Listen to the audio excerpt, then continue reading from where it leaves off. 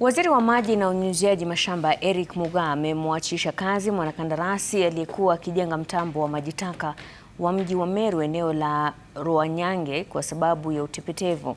Waziri Mugaa amesema mwanakandarasi huyo ambaye alianza ujenzi huo mwaka 2019 kwa gharama ya takriban shilingi bilioni 1 amejenga asilimia 25 tu ya mradi huo licha ya kuahidi kumaliza kazi hiyo Disemba mwaka jana. Kulingana na Mugaa, serikali itatafuta mkandarasi mwingine wa kumaliza mradi huo. Contractor anafanya kazi pole pole. Ameishi 75, 76, 77% mwaka mzima.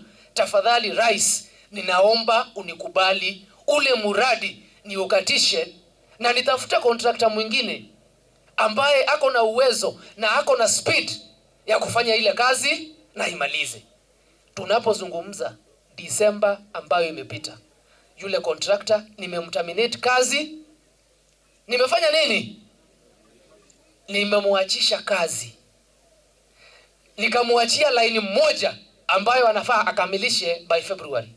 Hiyo kazi nyingine yote niko katika repackaging, niishikanishe vizuri, tutafute contractor mzuri amalize kazi yetu ya Meru wapi? Sewerage.